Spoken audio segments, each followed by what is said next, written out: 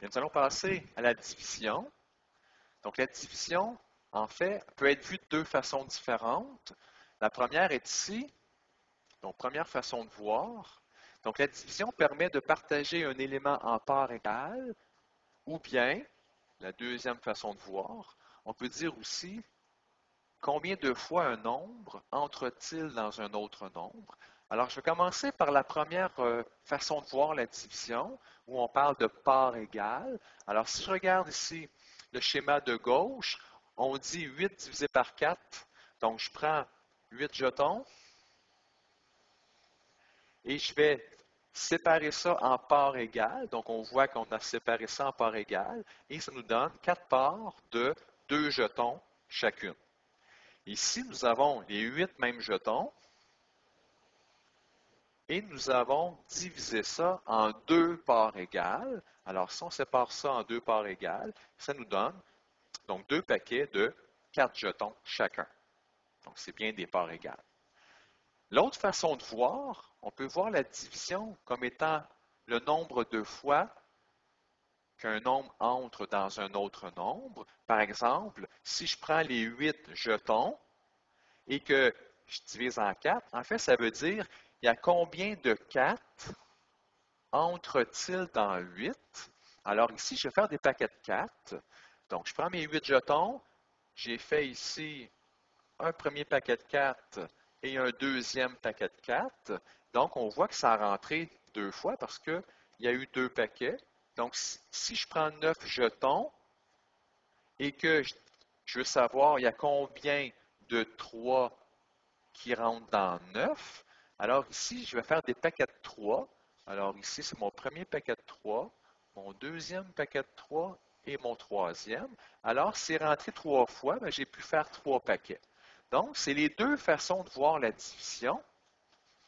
Nous allons faire des exemples ensemble pour voir plus clair au niveau de la division, parce qu'il y a des problèmes où ça se fait bien de cette première façon-là, et d'autres problèmes où ça se résout bien avec la logique du nombre de fois qu'un nombre rentre dans un autre nombre. Alors, on va faire quelques exemples ensemble.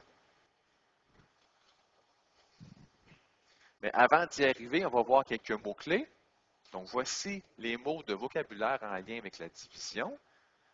Donc, il y a le mot diviser, partager, donc séparer en parts égales, le quotient, qui est le résultat d'une division.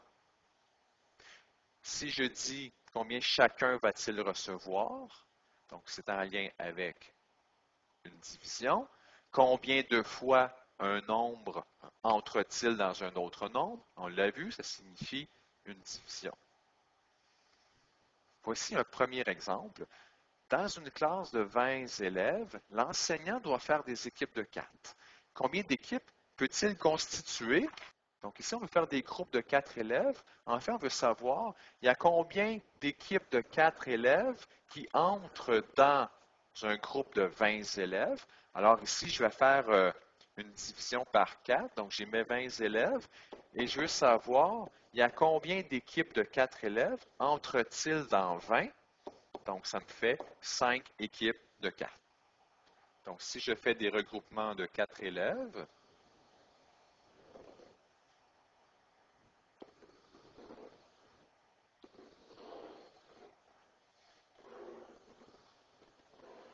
donc on voit que ça a rentré 5 fois. Un deuxième exemple, j'ai 24 carreaux à laver en tout. S'il y a 3 fenêtres, détermine le nombre de carreaux qu'il y a par fenêtre. Bien ici, on veut séparer 24 carreaux en 3 fenêtres. On va donc diviser nos 24 carreaux en 3 parts égales parce qu'il y a 3 fenêtres avec le même nombre de fenêtres.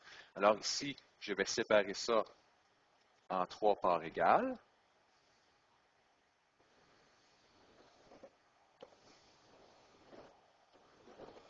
Donc, en fait, mathématiquement, qu'est-ce qu'on fait? En fait, on prend nos 24 carreaux et je vais séparer ça en 3 parts égales, car il y a 3 fenêtres, ayant chacune le même nombre de fenêtres. Alors, ça nous fait 8 carreaux par fenêtre. Miguel vient d'acheter une télévision au prix de 850. Il va faire 12 versements égaux. À combien s'élève chacun des versements? Bien, ici, on comprend que le 850 $, il doit être séparé en 12 versements égaux, donc en 12 parts égales. Alors, ça nous donne 70 et 83 sous. Donc, 12 parts égales, on divise en 12. Donc, on a vu qu'il y a deux principes avec la division. Donc, séparer en parts égales comme ici.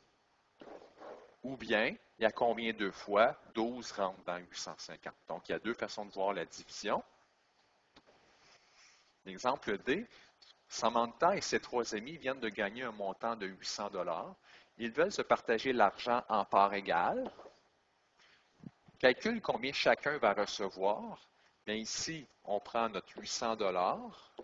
Et comme on sépare ça en parts égales, ils sont en tout, Samantha et ses trois amis, ils sont 4. Donc, je divise ça en 4 parts égales, qui donne 200 $ chacun. Donc, ici, on va faire un dernier exemple. On veut remplir un contenant de 18 litres à partir de contenant de 2 litres. Calcule combien de petites bouteilles de 2 litres seront nécessaires. Donc, je vais représenter mon contenant de 18 litres, ainsi que le petit contenant de 2 litres. Et moi, je veux savoir, en fait, combien de fois 2 litres entre-t-il dans 18 litres. Donc, en fait, on a vu que c'était une des deux façons de voir la division. Donc, ici, je peux diviser par 2. Donc, combien de fois 2 entre dans 18? Et ça entre 9 fois. Donc, j'ai besoin de 9 contenants de 2 litres.